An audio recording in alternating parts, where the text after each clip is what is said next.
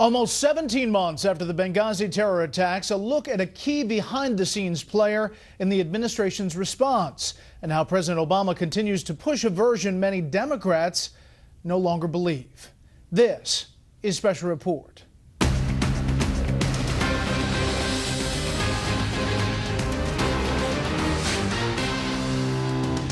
Good evening, I'm Brett Baer. We have new information tonight on the extraordinary level of involvement of one of the key players in the administration's reaction to the Benghazi attacks of September 11th, 2012. Meanwhile, the parsing of words over the assault that claimed 4 American lives has reached new levels here in Washington. President Obama still clings in part to his initial statement, downplaying the level of organization by the attackers. This was the president with Bill O'Reilly yesterday. And when you look at the videotape of this whole thing unfolding, this is not some systematic, well-organized process. You see... It was heavy weapons used, and that's heavy weapons coming in. Bill, listen, I've gone through this, and we have had multiple hearings on it. What happens is you have an attack like this taking place, and you have a mix of folks who are just troublemakers. You have folks who have an ideological agenda. All right. You have some who are affiliated with terrorist organizations. You have some that are not. But the main thing that all of us have to take away from this is our diplomats are serving in some very dangerous places. This is the finding of the Democratic-chaired Senate Intelligence Committee. Quote, the collective assessment of the IC, the intelligence community, remains that the attacks were deliberate and organized, but that their lethality and efficacy did not necessarily indicate extensive planning. Tonight, Chief Intelligence Correspondent Catherine Herridge looks at how a top CIA official shaped the post-attack narrative. The bipartisan Senate Intelligence Committee report sheds new light on the role of Michael Morrell, the CIA's former deputy director in the Benghazi talking points controversy. I think given what was said by him and others and where they're headed down the political road would justify revisiting this issue. The Senate report states that on September 15th, one day before Susan Rice's controversial Sunday show appearances, where she blamed a demonstration gone awry, Morrell and others at the CIA received a critical email that reported the attacks were, quote, not an escalation of protests. It was from the CIA chief of station who was on the ground in Libya. The chief of station is the senior intelligence officer for the entire United States government. You would really have to have some incredibly overwhelming factual evidence to disregard that. 5 former intelligence officials contacted by Fox News agreed with Faddis's assessment of the chief of station's email, but declined to speak on camera, citing personal reasons. The way the agency works, he's been running 24 hours a day to nail every fact.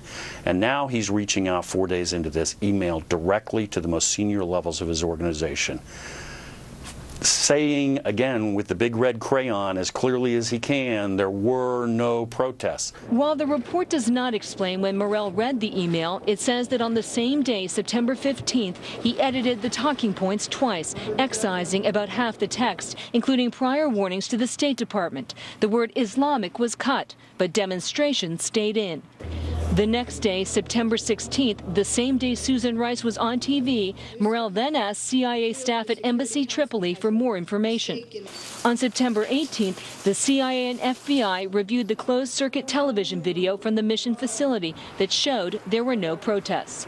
Where there is an offensive video. Days later, the president was still blaming the video. Why didn't somebody correct the president within the system who knew better?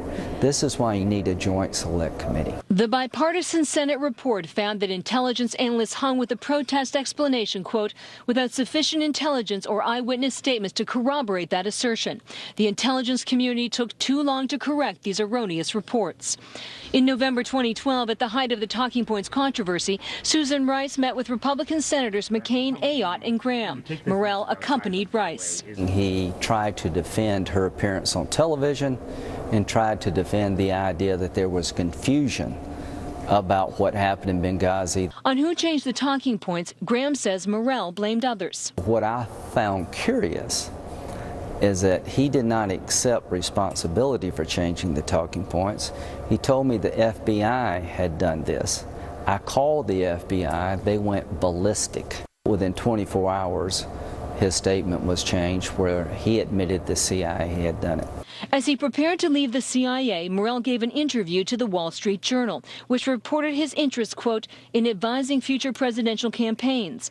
And the Journal said he is close to Hillary Clinton, citing unnamed officials. He's put himself out there now as a political player. Fitton's group Judicial Watch is suing in federal court for talking points documents and recently received these heavily redacted emails. You have to wonder what he was thinking at the time. He was deleting these talking points in a way that benefited the Obama administration and Hillary Clinton personally. Senator Richard Burr is one of 6 Republicans on the Senate committee who signed this addendum, highlighting their unanswered questions. Republicans and Democrats disagreed on whether the talking points were altered for political advantage. Well, I think Mike Morell's had a distinguished public career, but many of the comments that he's made about especially the last decade at the agency are inconsistent with most of what he said while he was a CIA representative and coming before the committee. Now a private citizen, in an interview with 60 Minutes, Morell seemed to distance himself from his years at the CIA under President Bush and from the CIA's waterboarding of 9/11 suspect Khalid Sheikh Mohammed. What's my view? My view was that those coercive techniques were the wrong thing to do. My view was that those techniques were inconsistent with American values. And for that reason, I don't think they should have been done. In addition to joining Beacon Global Strategies, a firm founded by Philippe Reines, who was recently described by the New York Times Magazine as, quote, Clinton's principal gatekeeper, Morell is now a paid TV commentator on national security for CBS News, and he's got a book deal. Morell declined Fox's offer to speak on camera about the Senate report and his decisions before, during, and after this controversial episode. We asked Morell to address the September 15th email and whether it was the first time he was told there were no protests. In a written statement, he insisted the Senate report strongly supports the CIA's position that the talking points were not politicized in any way, Brett. We'll continue to follow it. Catherine, thank you. You're welcome.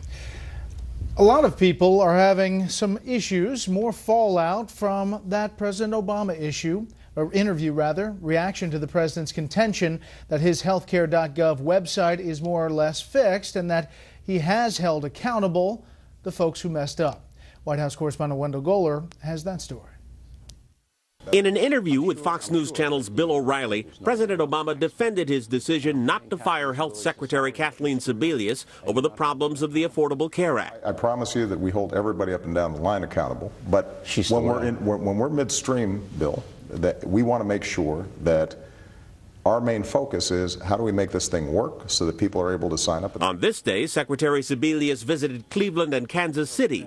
In December, she refused to say whether she'd offered Mr. Obama her resignation. I'm not going to discuss what I talk about to the president. Meanwhile, the Washington Post says there are still problems with Obamacare sign-ups, this time with people who are mistakenly denied benefits based on their income. The White House says many of the problems relate to the website's botched rollout. We put in place a manual review process, again, phone and email, wherever possible, and expect hearings to begin soon on the appeals process. Still, some people have had to pay more than they can afford because their deductibles were miscalculated, and there's no indication when they'll be reimbursed. And some unions covering hotel and restaurant workers and others, whose health insurance costs are split between their employers and the unions, are continuing to complain about being denied tax subsidies that other people get for joining the insurance exchanges. These unions feel betrayed for supporting Mr. Obama's campaign and his push for the Affordable Care Act, and some are threatening not to help Democrats in the fall. In a letter to the Democratic leaders of the House and Senate, they said, quote, if the administration honestly thinks these proposed rules are responsive to our concerns, they were not listening or they simply did not care. The president offered another apology for the promise fact-checkers ridiculed. If you like your insurance, you can keep it. We put in a grandfather clause in the original law saying that, in fact, you were supposed to be able to keep it. It obviously didn't cover everybody that we needed to, and that's why we changed it. But it's not clear how many people the change is helping, since many states refuse to allow people to retain insurance policies that don't meet the standards of the Affordable Care Act. It's also unclear whether Obamacare will be a net asset for Democrats in this year's congressional elections. Right now, most Republicans feel it won't, but some Democrats are betting things will be running much more smoothly 10 months from now. Brett? Wendell Goller live on the North Lawn. Wendell, thank you. Hillary Clinton made some news on Super Bowl Sunday. A tweet after the president's interview during the game was short on words, but has been long on interpretation. Chief political correspondent Carl Cameron deconstructs it for us tonight. The front-runner in every poll of potential presidential candidates did not say if she was complaining about coverage of a second White House run, her role in the Benghazi debacle, or the president's interview performance with Bill O'Reilly.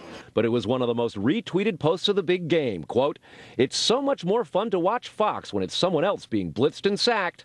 Hashtag Super Bowl." Clinton aides called it a lighthearted joke, but speaking to the National Automobile Dealers Association convention last week, the former Secretary of State weighed in somberly about Benghazi. My biggest, regret is what happened in Benghazi. Clinton also recently revealed her opposition to new sanctions against Iran should it fail to meet upcoming deadlines to end its nuclear weapons program. A supporter of strong sanctions in the past, she wrote the chairman of the Senate Armed Services Committee, quote, "We must give diplomacy a chance to succeed while keeping all options on the table. New sanctions could rob us of the diplomatic high ground we worked so hard to reach." President Obama's threatened to veto a bipartisan Iran sanctions bill in the Senate that had 58 sponsors, including 15 Democrats. But a handful of Democratic co-sponsors have withdrawn their support after some arm twisting from the president and his aides. More and more top Obama advisors are signing up with the nascent Clinton campaign. Some have joined the independent super PAC Ready for Hillary, directed by Clinton loyalists, which raised $4 million last year from 30,000 donors, including liberal billionaire George Soros and Alice Walton of Walmart. Some in the crowded field of potential GOP contenders have old and new super PACs organizing, but Clinton backers are way ahead.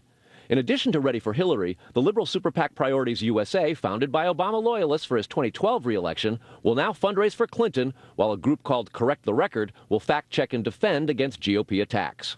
Some Democrats worry that there's so much attention and money going to Hillary Clinton already that it could deprive some Democrats in this year's midterm elections of the attention they need, while exposing Clinton to so much early scrutiny that she'll peak too soon and ultimately end up handing the White House over to the GOP in 2016. Brett? All right, Carl, thank you. Wall Street had another miserable day. The Dow plunged 326 points today. The S&P 500 lost 41. The Nasdaq fell 107. So what's going on? Melissa Francis is in New York. She's the host of Money with Melissa Francis, weekdays 5 p.m. on the Fox Business Network. Good evening, Melissa. What's behind all this sell-off? Well, a lot of it has to do with what's going on in emerging markets. Places like Argentina and South Africa, we're seeing their currencies really sell off. And believe it or not, they're blaming it on us and the Federal Reserve, saying that as the Fed is tightening, that is spooking their markets because so much of that money that the Fed was pumping into our economy was flowing to those emerging markets, chasing a return. Now the spigot is closing and they're worried that the economies of those countries are going to be hurt. Our market's reacting to that. So that and data here spooking the markets. Absolutely. I mean, there was negative data out of China, another economy that we've become very dependent on, showing a contraction there. I mean, we're also seeing a slowdown at least. Also data here in the U.S., showing that production data is slowing as well. So a lot of weak economic news on top of the slowdown with the Fed, on top of what's going on in emerging markets, has a lot of people selling stocks and buying bonds. And it's a trend that looks like might continue. Okay, Melissa Francis, thank you as always. Up next, is there a paper trail implicating New Jersey Governor Chris Christie in the bridge scandal? But first, here's what some of our Fox affiliates across the country are covering tonight. Fox 4 in Dallas with Southwest Airlines announcing 15 new nonstop destinations from Love Field. A current law that expires in October prohibits such competition to Dallas-Fort Worth International Airport. Fox 5 in New York with the latest on the investigation into the apparent heroin overdose death of actor Philip Seymour Hoffman. And this is a live look at Seattle from Fox affiliate KCPQ. The big story there tonight, you guessed it, the ongoing celebration in the Emerald City for the Super Bowl champion Seattle Seahawks. That's tonight's live look outside the Beltway from Special Report. We'll be right back.